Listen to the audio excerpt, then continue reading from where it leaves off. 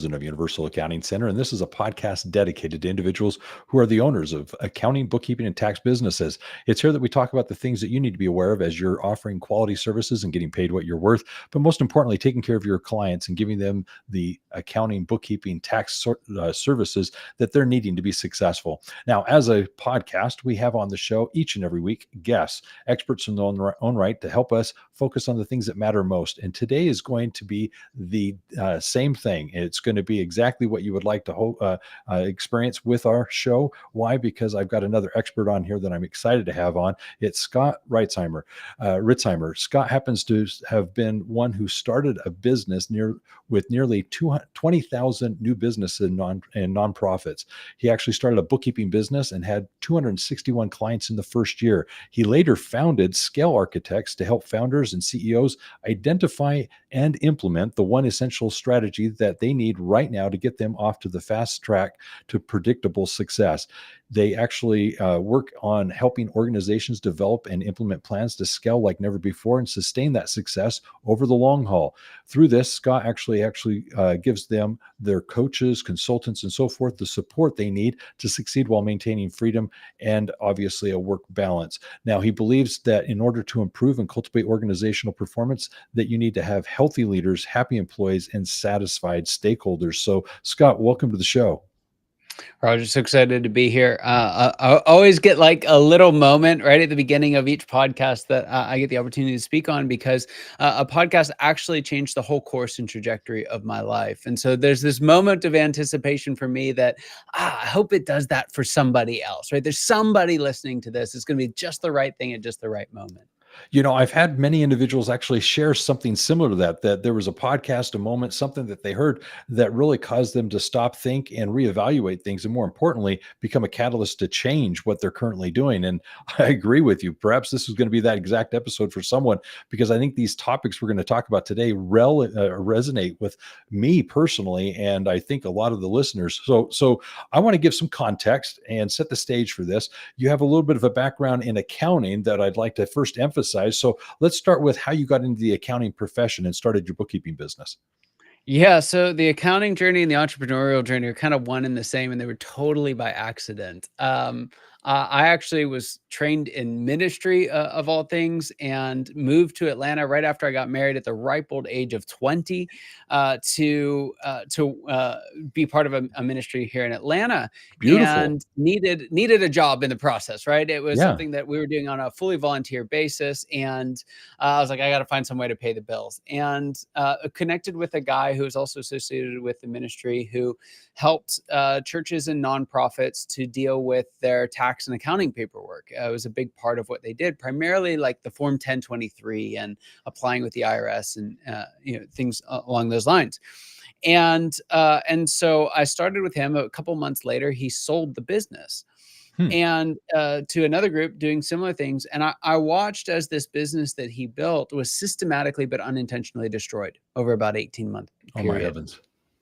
There were a lot of things that were wrong with the deal in terms of financing and everything. And it was bad for everybody. There was no villain in this. It just failed. He had not built a sellable business. They had not bought a buyable business. There were mistakes all over the place. And I just had a front row seat of the whole thing. Here's me, like, I'm just trying to get a job, and I'm just kind of watching it all unfold in real time. And just the way that I'm wired, like if I'm in, I'm all in, right? So yeah. I was the low man on the totem pole in all of this. And by the end of that 18-month period, I was the one that everyone was asking questions, because just the chaos and everything, like I was like, hey, we've got to make this thing work. We've got to make it work. Long story short, he ends up getting the company back. This is September 2008. And they call him, they say, hey, we're going to declare bankruptcy on this, but if you want it, you can have it back. You can have, which having the company back was basically like 5 broken computers and one of those desk chairs where all the padding was worn out, and so he's like, okay, I'll get it back. And from the U-Haul on his way up to get the last of the assets back, he calls me and says, hey, there's not really anything left of this company. I mean, you know better than anyone where it's at. will you come back on as a co-founder with me and relaunch this thing? I think we can make it work. Wow. So September 2008, that's what we do. We started from worse than nothing because there was a whole bunch of folks that had paid the other company that because not because they were ill-intentioned, but the work just didn't happen, and it was just this really messy situation. There was receivables for local vendors that hadn't been paid, and so we started off with this time. This wasn't the bookkeeping business, but with this business doing the Form 1023s, we started off with 250 clients and no revenue. Right? It was the wrong version of starting off with a bunch of clients, and so we really had to scramble to not only just build this business to sell something, but to also service folks that were associated with our name, because the company name had carried through all of it. And then September 2008 happens, right? It's like the worst possible time to start a business. The first 6 months, stock market drops by 32%. We got all these clients who need work. We're trying to make something from nothing. And it was glorious. Like it was just magical, right? It was awful in all these ways. But there's something about those early days as an entrepreneur where it's just like, yeah, nothing's going the way that I want it to, right? Like, how's it going? It's great. You know, you have the entrepreneur smile, but it is going great too, right? Like we're working from a basement. We're getting letters from the HOA. Like there were just problems all over the place, but none of that mattered because we at least had a shot now. And I think that's a big part of it for entrepreneurs. I know it was for me, is like, hey, this might not work. I have no idea what I'm doing. For me, I was early 20s at this time, but we're going to give it a shot. And we did, and it worked. We had a ton of success. Folks listening to this can probably relate. I was all in. So I was reading IRS publications on vacation, like it was just, like that was just life back then. Like you didn't go on vacation, you just were at different places. Yeah. And so I was reading publication 517, the list goes on. But we quickly had to start building a team again because we had all these clients, and I got thrown right into the deep end of, hey, starting a business is not being good at whatever it is that you do. That's an element. It's a necessary one. But I had to learn really quickly that it was not about what I could do. It was about how I could manage other people. And frankly, I hated that. Right? Like that was really hard for me because other people don't keep up with you. They don't think like you do.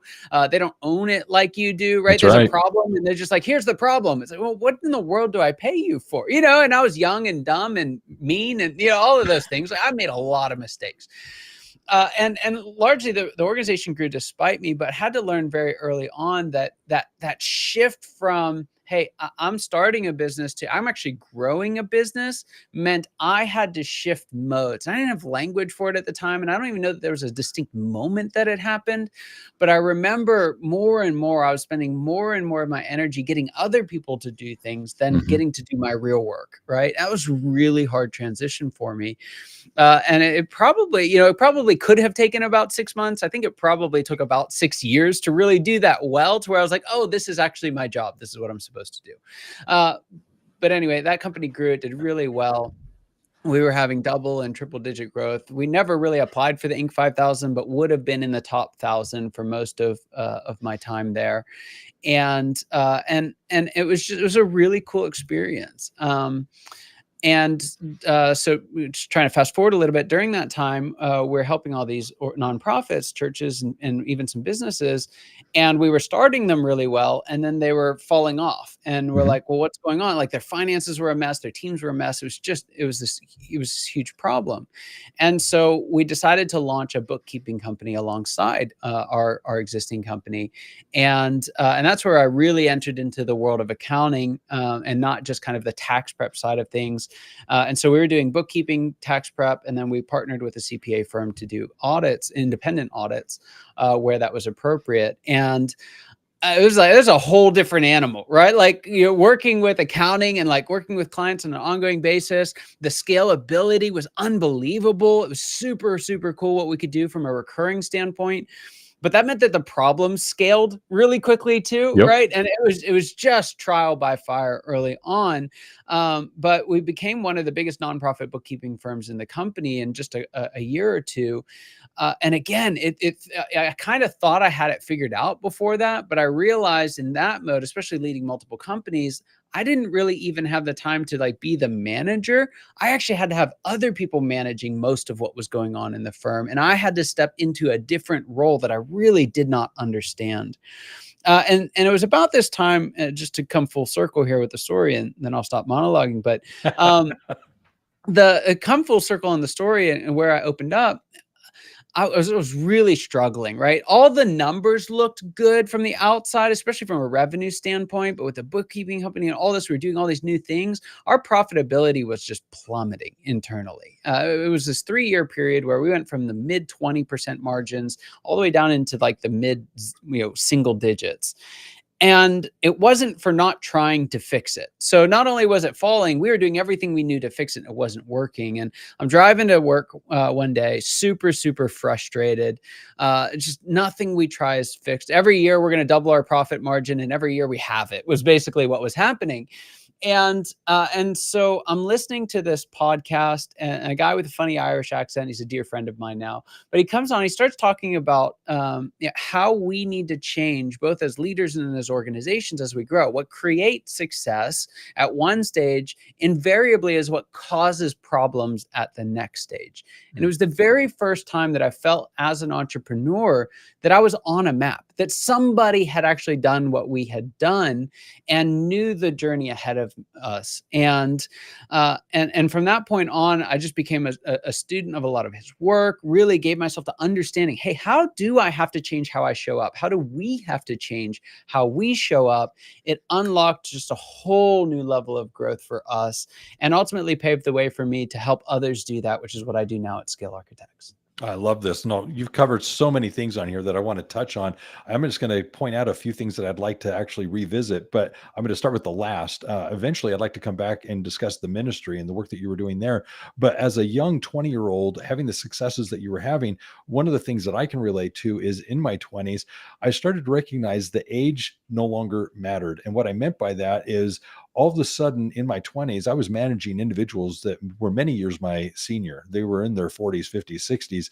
And I was in a situation of managing them and quickly had to realize that age was irrelevant. It was my maturity, my ability to professionally and personally interact with these people to help them succeed and motivate them.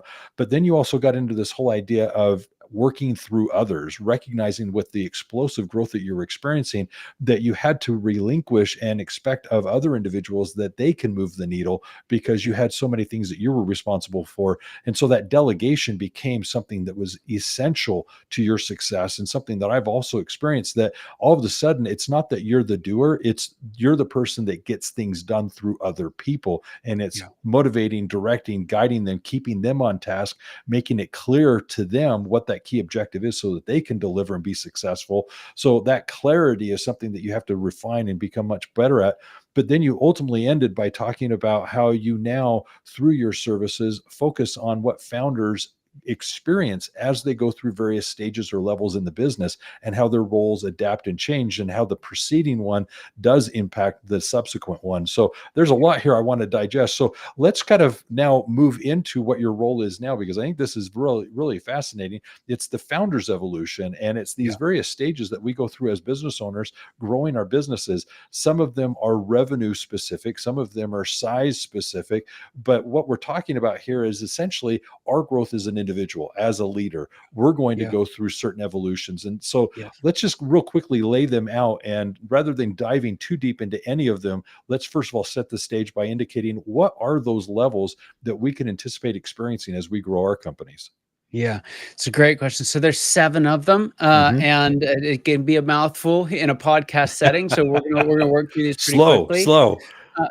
What I want to do is we'll kind of hit each one. They go from pre-launch to post-exit, so that's the context.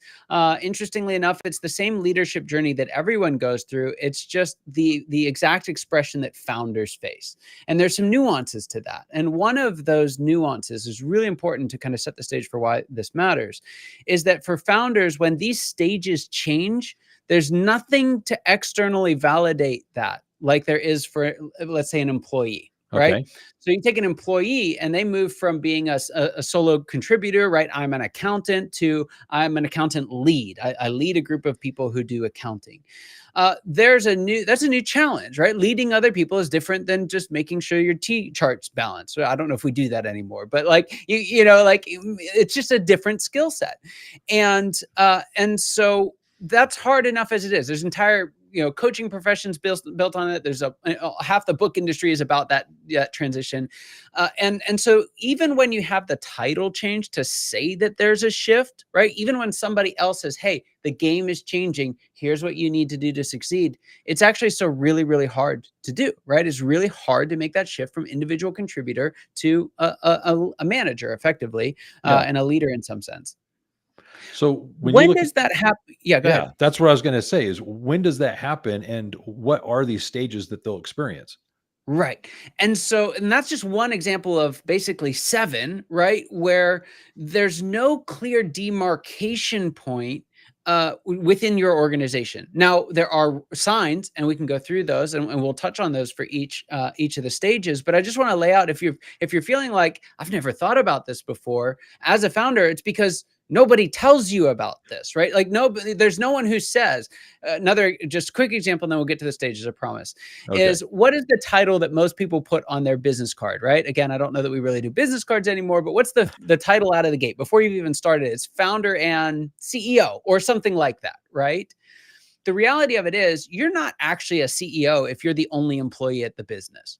It's you might have that title, you might have the authority of CEO, but you're not in the role of a CEO.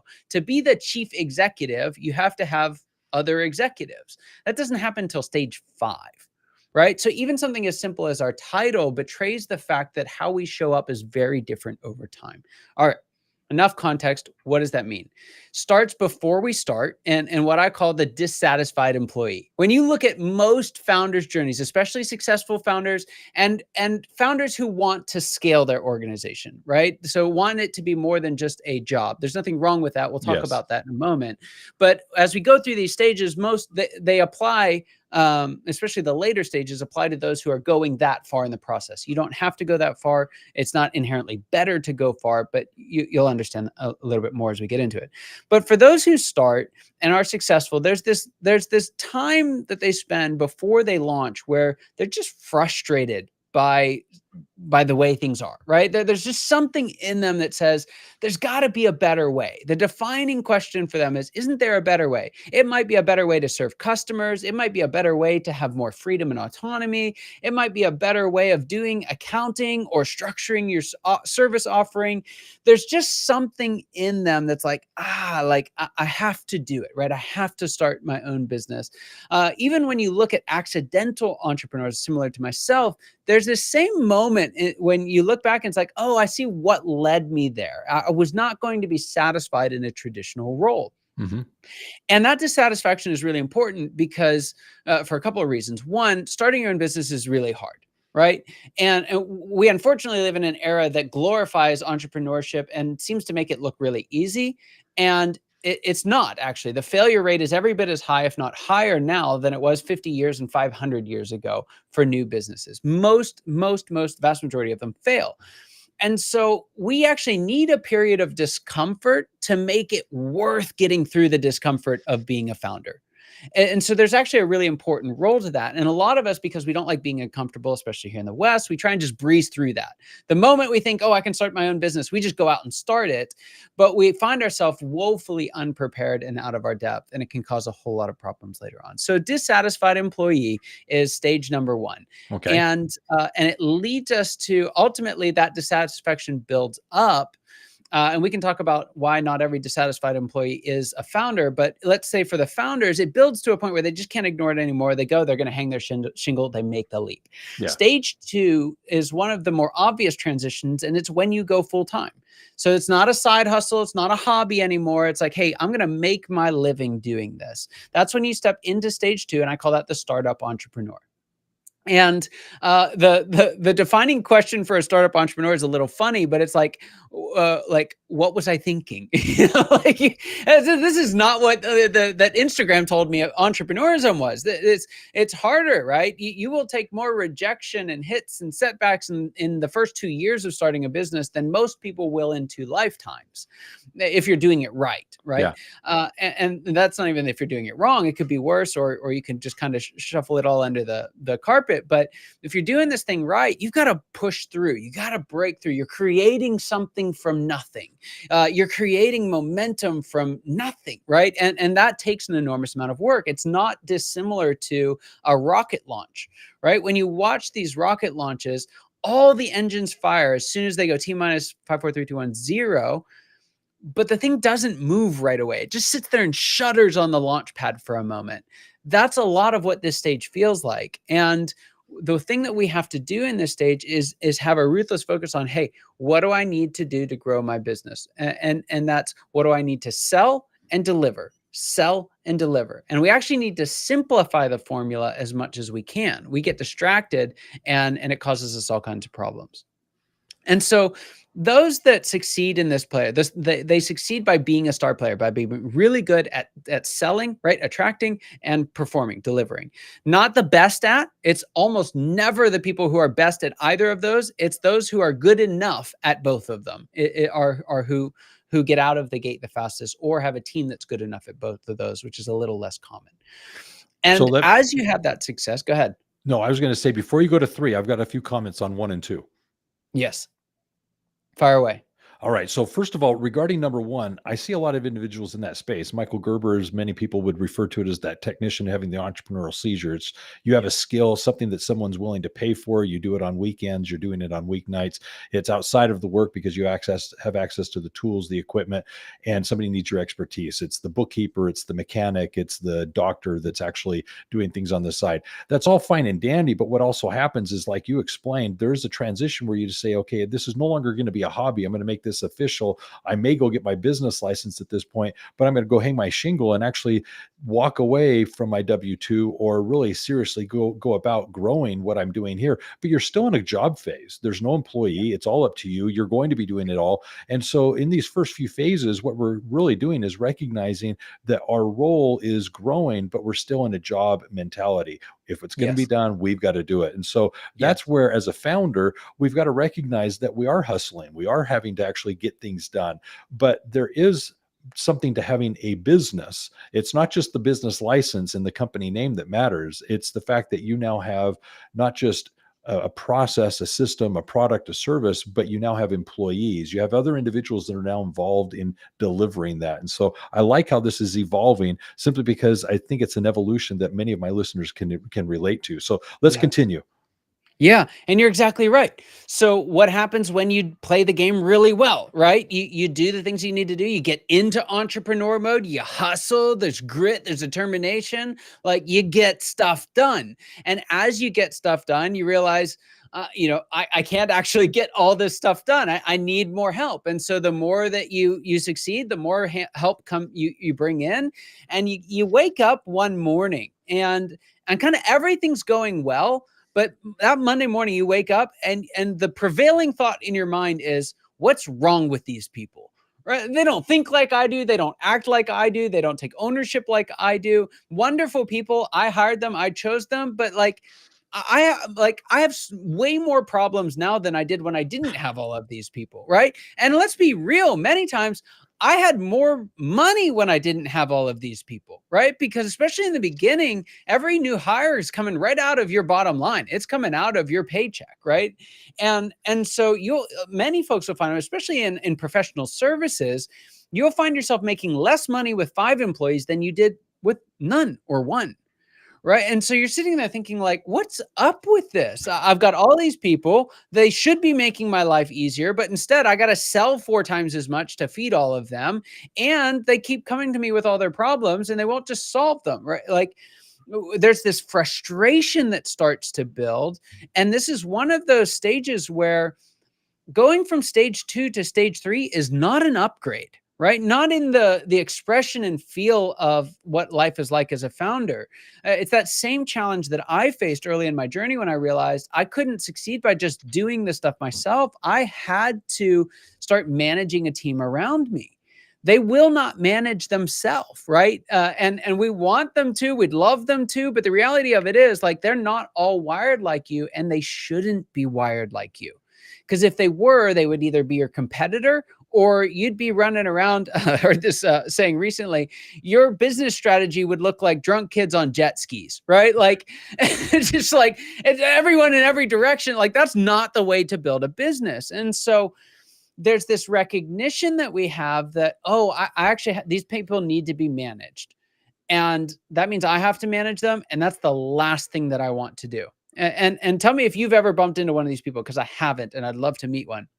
I've Well, never met somebody when I said, "Hey, why did you start your business?" And they said, "I really wanted to manage a team of employees." well, Right? it's no different than somebody saying I started the business because I wanted to do accounting. That's only what the accountant says. Everyone else doesn't Right, start right, their right. business for that reason. So but no founder, right, who's going to get through those first stages and build something that requires other employees did it so that they could manage other employees. It's not why we started. I mean, you look at survey after survey after survey, they might want to create jobs, right? They might want to create a company or a vision, or have freedom and autonomy. There's all kinds of things that do it, and many of them require employees. But we find ourselves in this really uncomfortable stage that I call the reluctant manager. I know I have to manage these folks, but I really wish I didn't have to. If I'm honest, I wish that they would just manage themselves. I don't understand why they need all, I don't understand why they have all these questions. I don't understand why they don't think like I do. I don't understand why they don't make decisions like I do. And we walk around with this chip on our shoulder thinking that something is wrong with our staff, our people. There's something kind of fundamentally wrong with them and right with us. And there is actually some merit to that thought. And the reason why is because you probably hired at least half the wrong people, right? There's an intuitive, like, it shouldn't be this hard to manage someone. Mhm. And it's actually true. There's a specific type of person that is very effective at this stage. And there are three specific types of people that are not, right? So the odds are kind of against you if you're just haphazardly hiring people who either have a pulse or are related to you. You're probably going to get it wrong more than you get it right. And then the folks that you should be hiring are different than you. So that means you have to find a way of separating between folks who aren't like you but are the right people, and folks who aren't like you and are the wrong people. And that is a skill set that we are not born with, right? It's something that we have to develop and learn and embrace to really achieve the next level. Some of the things that you're describing here are ones that I relate to very much because I have these conversations with my clients as they're sharing with me their experience starting the business, hiring employees, their frustrations as they interact with these employees. It's something that I describe back to them as if being a parent. And as I go through this narrative, they start to find their story of running the business as being a parent. And let me just share it real quickly. And it's essentially when you first get a child and you're excited to now have that newborn in the family, it seems fun and dandy until you have the long nights, you're changing the diapers, you're dealing with the baby spitting up on you. But then the child grows older and you have the terrible twos. They throw things at you. They don't like you. They're frustrated. They hit you. Well, the point is as the business is pushing back at you, it's no different than this child. And the reason why you had the child isn't because you wanted a terrible two. The reason why you had a child is because you saw the value in family and you knew and understood that there's something greater than this. And what comes is this child who eventually loves you unconditionally. And it's that 5-year-old, that 6-year-old who, when you arrive home, runs to greet you at the door because they're finally excited that you've arrived. Nowhere else in life do you go when somebody just gets up and runs to you and just in open arms embraces you. That love is what's going on here. And you're building an organization that will see you as such. But the point is you have to go through these growing pains. And when I put into that context, many of the individuals I work with start to see, like their family, their business is that very same thing that they love unconditionally. And they're going to give their heart and souls to. Why? Because they see that like a child, you're building a self-sustaining living entity that will eventually be autonomous from you. And that's what we're growing towards through these stages as we go through the founder stages. So let's go to the next level with level 4. Yeah, that's absolutely right. So we think, all right, I'm going to embrace the manager thing, and that's going to take me to the next level. And then things are going to be okay, right? It's going to be great. And unfortunately, it's a little different than that. And to kind of explain why, I like to share an example from that'll kind of bring some family stuff into it. So we had at the time, this was a couple years ago now, we had like I think it was 10, 8, and 0-year-old, right? So we had a new new little girl. Yeah. Yep. And so we're in newborn mode. And we did not get out as a couple very often during that season, right? Because it's just the needs were so different. Yeah. They weren't old enough to like watch themselves, and it was just really hard. So we kind of move heaven and earth one day. We get a babysitter that we know like has relationship with the 8 and 10-year-old, and so that's gonna be okay. Loves the loves a newborn, so that's gonna be okay. Like I think this is gonna work. And in a triumphant moment of romanticism, we decide dinner and a movie, right? Like that's what we're gonna do. Good go-to. Yeah, so it's around the time that the second Top Gun is coming out, Maverick. And it's cool. Like we're watching the beginning and it's like the retro song. It's like, I remember it from my childhood and it's just awesome. Tom Cruise still looks the exact same that he did like 80 years ago. I don't know how that's possible, but we're watching through the movie, having a nice night. And about 20 minutes with left of the movie, we get a call from the babysitter. SOS, the 0-year-old won't fall asleep. The older two, the boys are fighting downstairs, like, you need to come, like, and so if we didn't see the end of Top Gun Maverick for like 2 years after that, because I mean there's definitely not a time for me to watch it at home. It was like we're way too busy for that. So if you stop the movie right there, just about everything that can go wrong for Tom has, right? He's on an impossible mission, and it's not the Mission Impossible movie, so we don't know if it's going to work, right? He hasn't got the girl yet. He's being rejected by his boss and employer. He's being, the whole world is telling him it's moved on and it's better. He's got relational problems with his former wingman's son. He's been shot down 2 or 3 times, I think, at this point. Like it's just bad for Tom. He's got helicopters chasing him. And if you take any great movie and you just play it forward to when there's about 15 or 20 minutes left, that's the same story. Everything that can go wrong does go wrong. And unfortunately, the 4th stage in the journey feels a lot like that. Right. And I call it the disillusioned leader. And the reason for that is when we start and what carries us through are usually some component of vision for the future, right? We think if I can get to $1 million or $10 million or $100 million or 5 employees or 20 employees, like whatever it is, if you're in financial services, this number of assets under management, or we set these milestones that are actually entirely arbitrary. Like there's nothing actually different, and accountants will respect this. There's nothing different from 999,000, right, and 1 million, right? There's nothing materially different about those two things other than a single digit. But we have this idea that when we cross these thresholds, things are going to get better. We think that as businesses grow, they inherently get better. That's why they're worth building bigger businesses. And we find out that businesses do get bigger, but they don't get better on their own. Right? Those terrible twos, those 5-year-olds that used to come running to you, they're now teenagers. And it's just, you enter the season where the complexity builds up so much, right? And it's sometimes between the range of 25 and 75 employees. It varies really widely, but you've got people around and they all have different needs. I remember one distinct moment during this time where, we really cared about our team members. And anytime someone would go through some kind of crisis, like we would come together as a leadership team and say, hey, what can we do to help them? And we had 3 leadership team meetings in a row where basically all we talked about were the crises that our team members were going through. And we're like, what's going on? We're being attacked here. Like there's like, is there someone like coming after us? Like what's going on? And we realized, no one's attacking us. You take a group of people, and at any given time, about 10% of them are going to be in some measure of crisis, right? Mm-hmm. And if you've got 50 people around, then that means you got 5 people in crisis at any given point in time. That's just here to stay. We can't dedicate entire leadership team meetings to it because we'll never do anything else. Just a small example. The challenge we had with profitability and just the complexity of changing that, you change one factor and two more would pop up. And I remember like we'd pass these milestones, or whatever they were, $1 million month, $1 million year, $10 million, and it was kind of like, well, now what? Like, why am I actually doing this? And the illusions, frankly, that we had of what becoming an entrepreneur was are starting to unfold in front of us.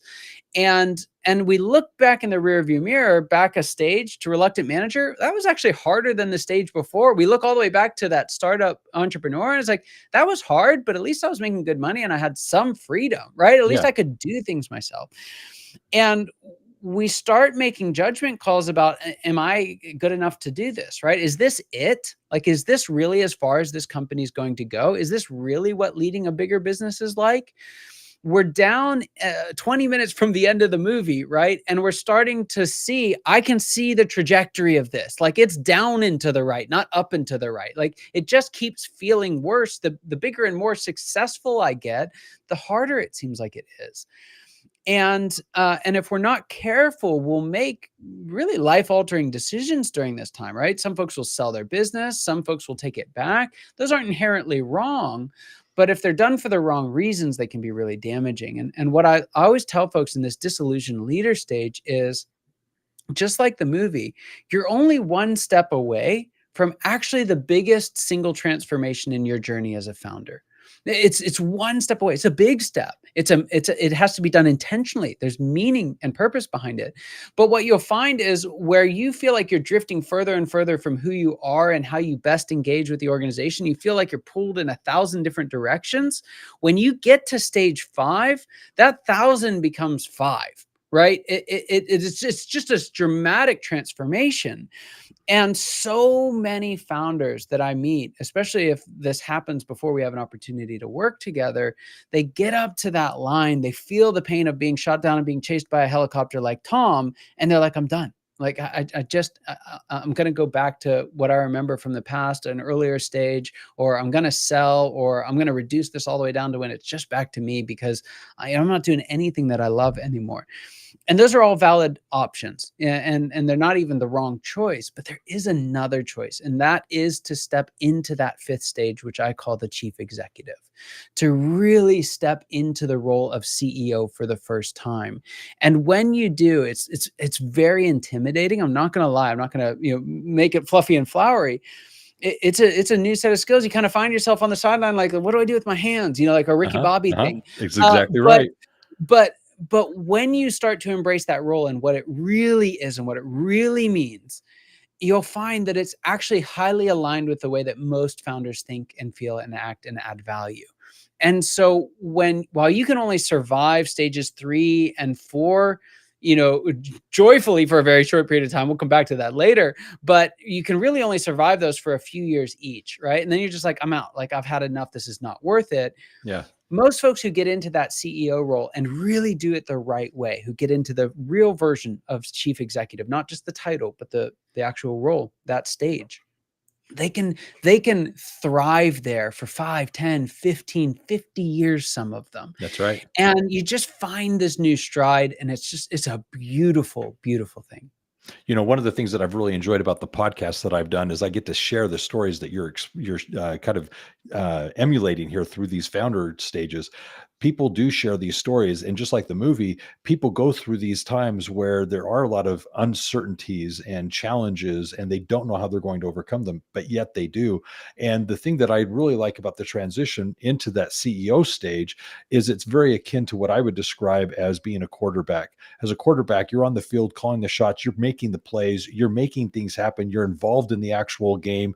But there comes a moment where it's time for you to take the sideline and be the coach. And as the coach, you don't get to step on the field. As the coach, you don't get to actually make a difference as to what's happening on that field. You have to have key individuals with whom you trust, and you work through to accomplish the goals that you're having. And so that CEO role is you standing on the sideline going, what do I do with my hands? I don't know what to do with my hands, because you're not on the field any longer. You've got other individuals that you need to be supporting so that they can make things happen. And that's that powerful change. Now, time is fleeting from us. We've got now 2 more to go. Tell us about this 5th stage, but just real quickly introduce the 6th and 7th.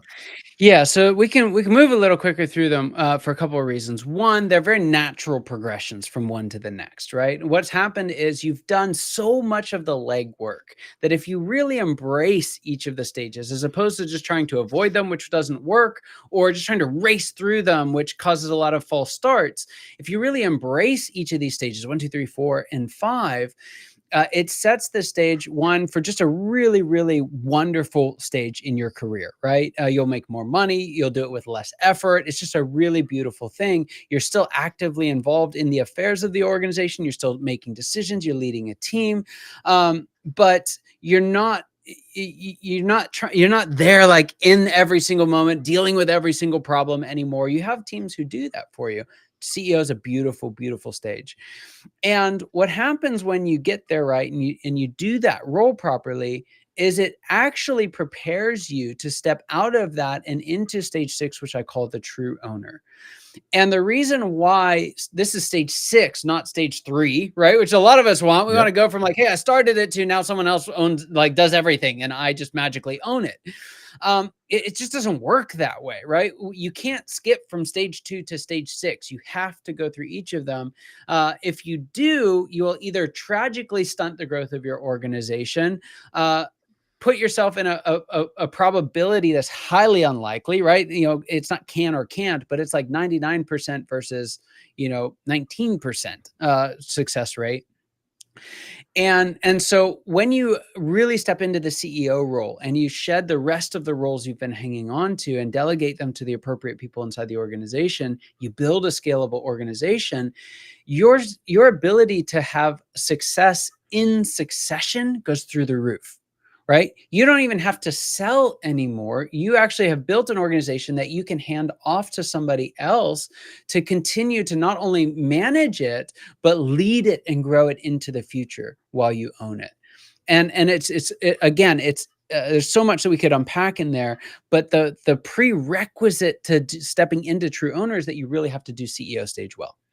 And a similar thing happens when you become true owner. You find yourself another kind of Ricky Bobby moment, right? Like, now really, what do I do? Because it's like you don't even have a job anymore, but you've got money and time. Like, we've either had money or time all our life. Now we have both. What do we do with it? And there's usually a great argument to just relax for a little while, like play some golf, like gallivant the world, get the grandkids in your lap, like just have a good time. But eventually that founder thing starts coming back, right? And it's like, there's this itch that we've got to scratch. And what you see for the very best of the best is that they take all of the opportunity and luxury of stage 6, the true owner. And this is whether they sell or hold. That's not actually a material difference at this point. But they use all the resource that they have to get back into the game, not because they need to make more money, but because they get to. And they step into the visionary founder role. And it's where you kind of achieve that Hall of Fame status, where you're actually contributing to the betterment of others, to how the game is played, and making your real mark and legacy on the world in stage 7. What you're describing here is, I think, something everyone kind of aspires or wants. They want to see that culmination. It's that legacy that they've built, and at the end, they get to enjoy. But what I really see is a lot of people struggle moving from one stage to the next, letting go and moving to that next level. And really, it's self-imposed. It's one of those things that individuals they're holding themselves back from making that next step. Would you agree? Absolutely.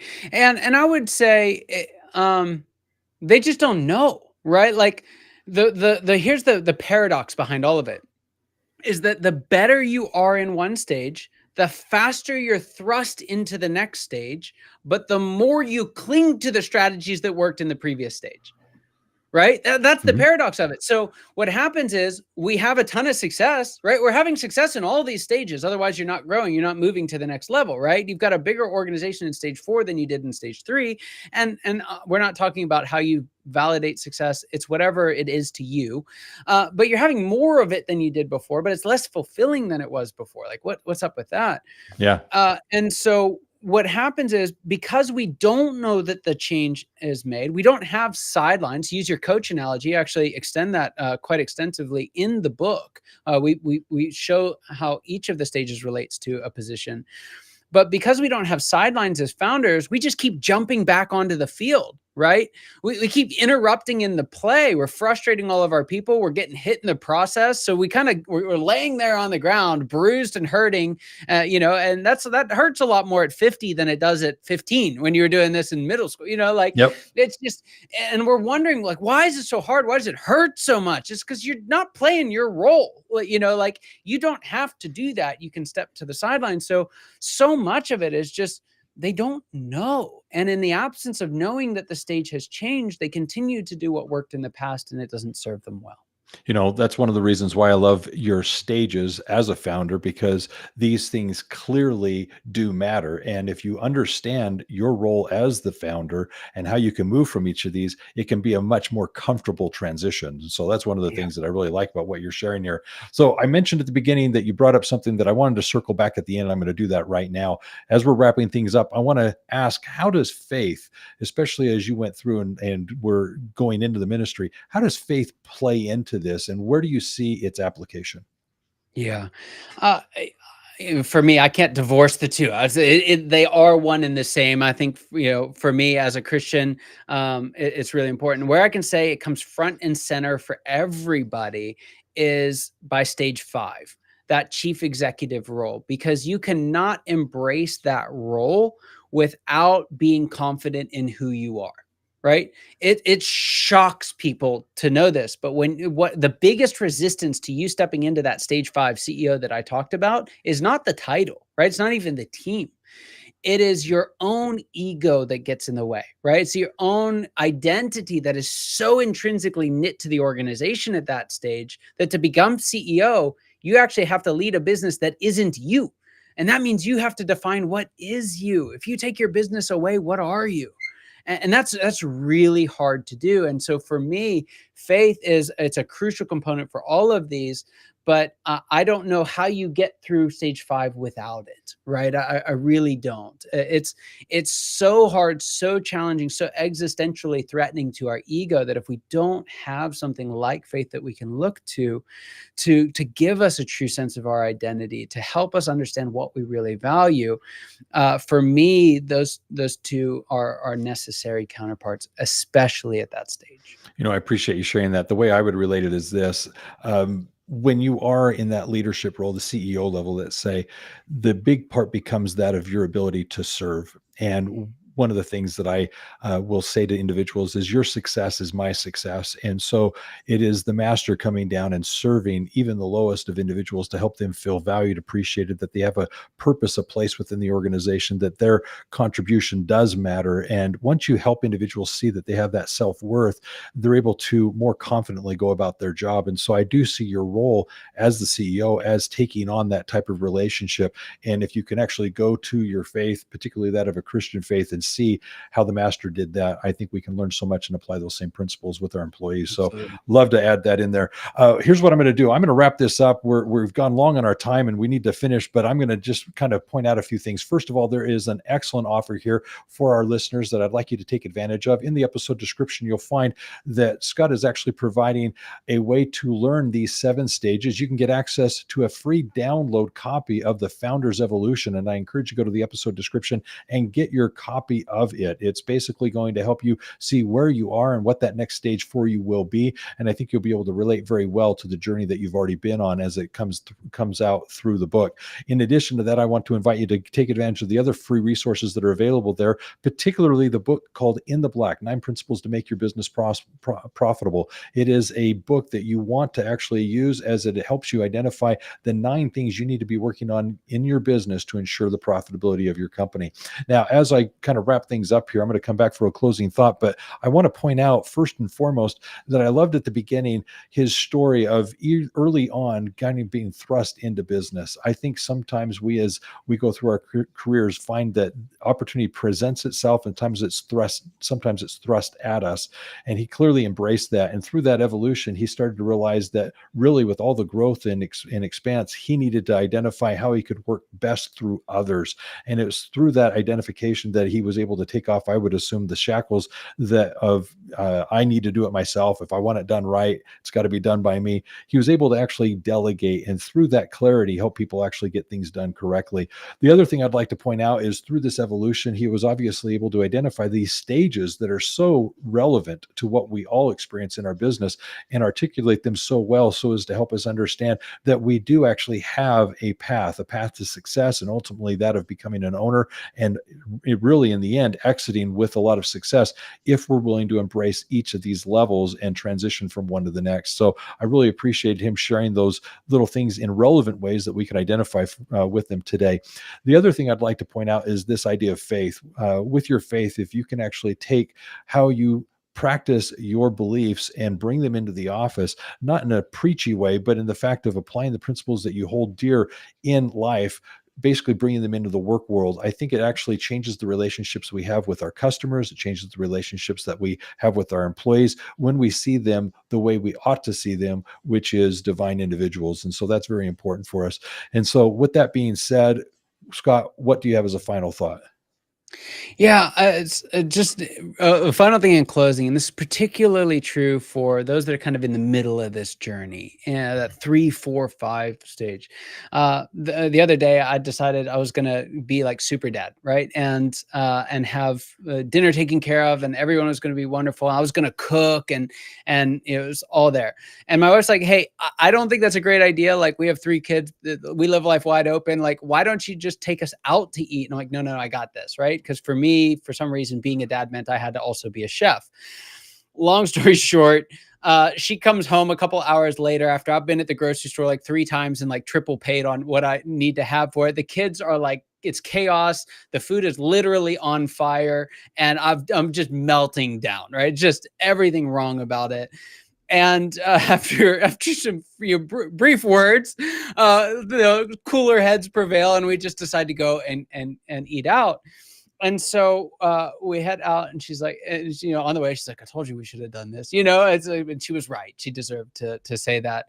And we actually had a wonderful night. They brought the food. It was delicious. Everyone got what they wanted. The kids Uh-huh. were happy. We were happy. And it helped me to recognize that to be a great dad, I didn't have to be a great chef, right? Like I just, there's 1 or 2 things that I had to do. I had to be present for my kids, I had to be present for my wife.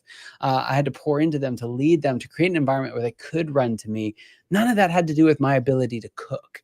And when I could focus on the things that only I could do, and I could leave the rest to the professionals, that's where I was really able to step into the fullness of who I am. So some folks can hear this and feel like it's all on them to try and figure all this out on your own. You don't have to figure this out on your own. There's folks who can come alongside you. There's professionals who do this day in and day out. So find someone who can walk this road with you. I am so grateful that we're ending on that note, because I think too often this can be felt as a lonely venture. And if we can actually realize that there's a lot of resources and individuals that we can tap into, that is very helpful, because it doesn't have to be alone, and you don't have to feel as if you're on your own through this experience. So I appreciate you pointing that out. So here's what I'm going to do to wrap this up. Obviously, to our listeners, if you haven't already, subscribe to the podcast. We'd love to have you subscribe and set your notifications to be notified each and every week of these new episodes that we release to help you work on your business and build the premier accounting firm in your area. In addition, we'd invite you to go to universalaccounting.com. It's there that we actually have in the podcast section highlights. This is essentially playlists that you can go listen to of relevant things that are related to the situation you're currently finding yourself in as it relates to your business, marketing, selling, mental health, client stacks, or tech stacks, staffing your agency. It's basically the things that matter most. Listen to the experts, hear what they have to say, and binge listen those areas. In addition to all of this, we want to invite you to GrowCon. GrowCon is an annual conference. It's one that happens each and every year for for the owners of bookkeeping, accounting, and tax businesses. It's where you can come hear from the experts off the stage and actually learn what it is we need to be doing to work on our business. You get to interact with your peers and collaborate with those individuals that are committed to your success, as well as the staff here at Universal Accounting, people that are committed to helping you be in business for yourself, but not by yourself with Universal Accounting. So right now, I encourage you to go and register, if you haven't already, to join us for GrowCon and make the most of what it is you can be doing to work on your business at this wonderful conference. In addition to all of this, I also want to invite you that if you would like to apply these principles as well as others that we've discussed on the show, feel free to reach out to us. You can visit us at universalaccountingschool.com or give us a phone call at 801-265-3777. And always remember this: if it's about accounting, it is universal. Take care and be safe out there. Scott, well done, sir. Thank you. Beautifully done. Here's what I'm going to have you do. In the private chat, you'll see there that text. I'm going to have you go and grab it. And when you're ready, share that little promo piece. I've never used this tool before. How do I get to top or bottom left? It says private chat. It should open up a window. Oh, got it. Let me make that bigger because it is tiny.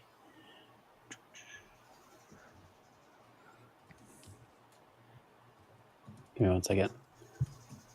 I use a little monitor here, and it is not quite as bright or clear. So give me 1 second to make the text a little bigger.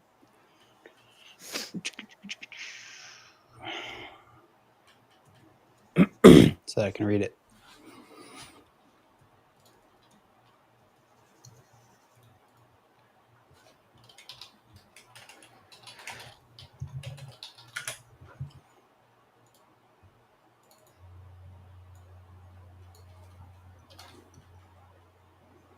All right, here we go.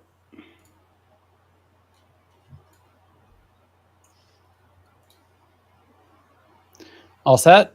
Yep. All set whenever you're ready. All right.